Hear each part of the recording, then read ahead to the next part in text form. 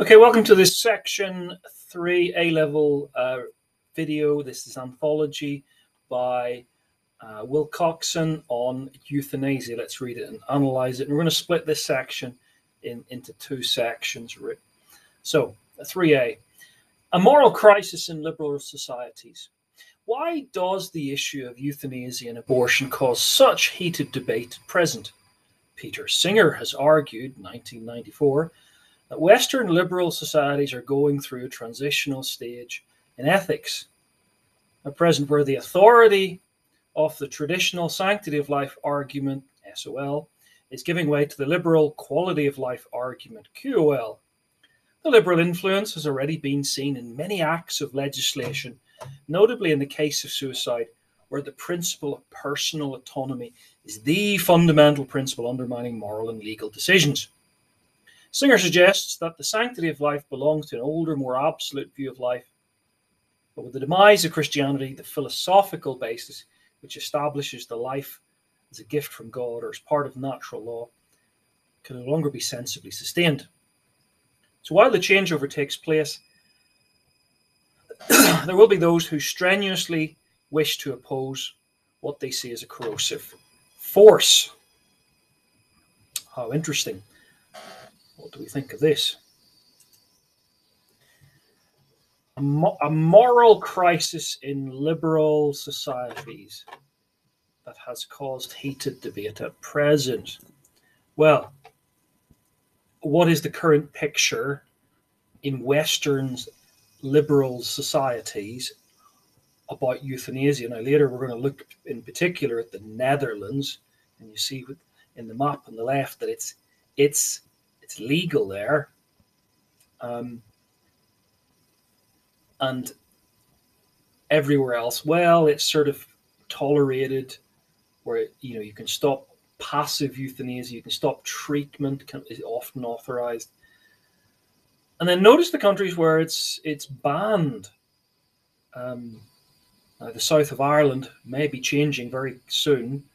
These other countries, either Islamic countries or notice here, very Catholic countries, Croatia, very Catholic country, but these are Muslim countries, Bosnia, Macedonia, so on. Poland and Hungary over here, again, very religious countries.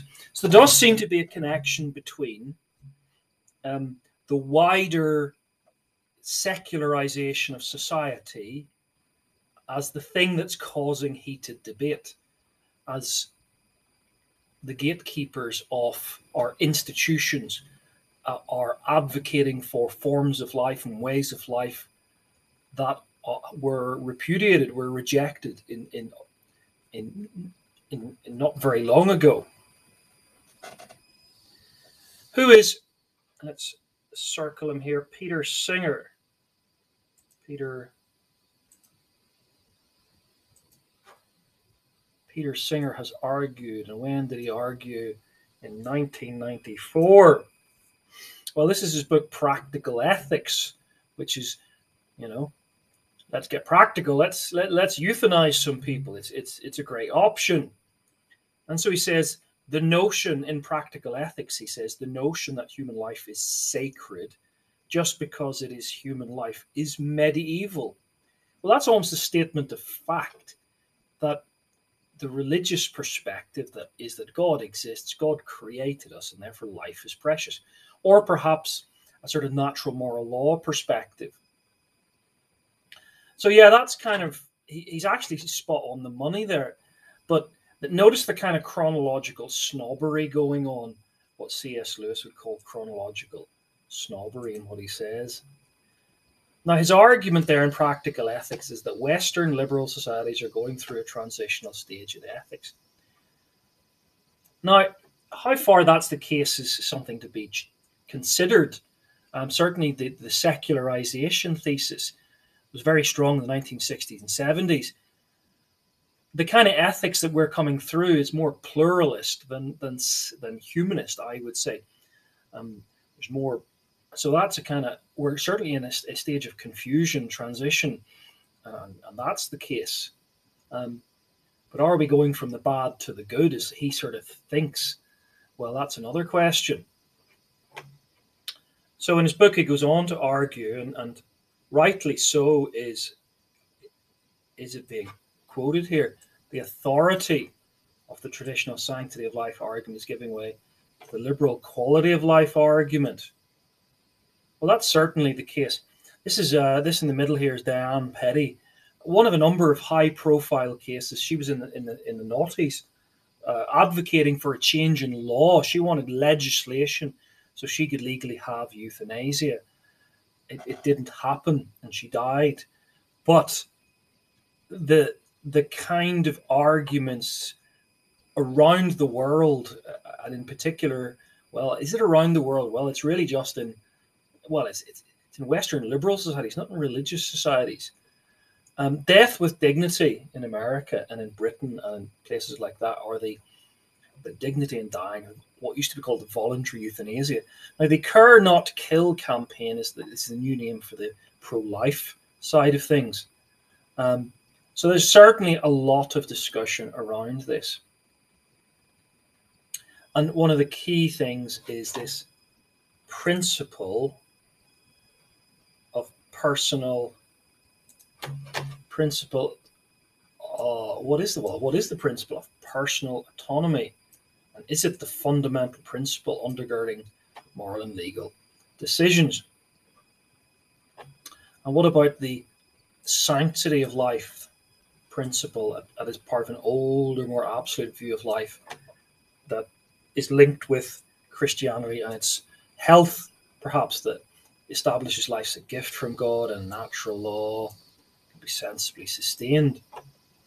So let's look at the second, first of all, the sanctity of life, perhaps, and then we'll get back to the kind of principle of personal autonomy. Let's do this second bit. The sanctity of life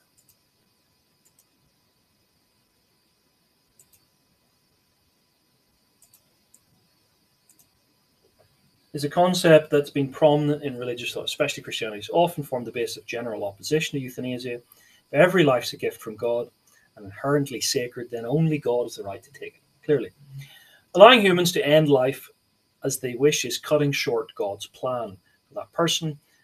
So this is a secondary, and that's sinful. So God's Jeremiah 1:5, if you read the Bible, before I was born, I called you, God says to the prophet Jeremiah. I knew you, I called you by name. He had a plan for him.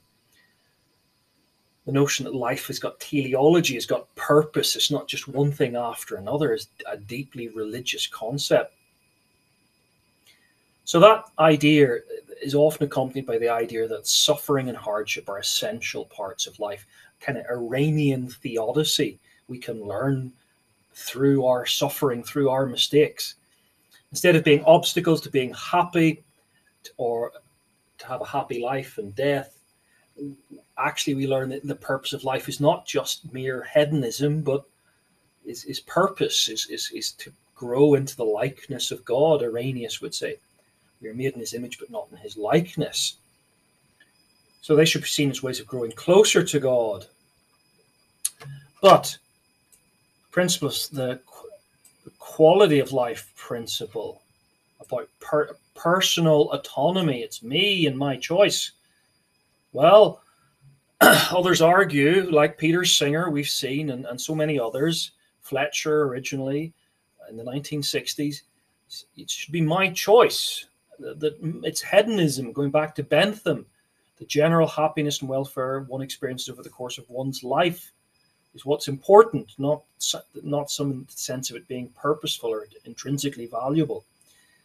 So many people are giving, like Singer and Fletcher and Bentham, greater significance to our well-being, our life, rather than its sacredness, and argue that it forms the basis of a strong case towards legalizing not just passive euthanasia, but active euthanasia. So Wilcox is noting the views of Peter Singer. And Singer is suggesting that the sanctity of life belongs to this older, it's chronological snobbery, and that there is a changeover, a change of the guards, And it's a good thing, because the old is bad and the new is good. And those who wish to oppose progress, yes, as you know, and they see this as a corrosive force, those ethical conservatives. So, what's your view? Section 3. We'll do the second section just now.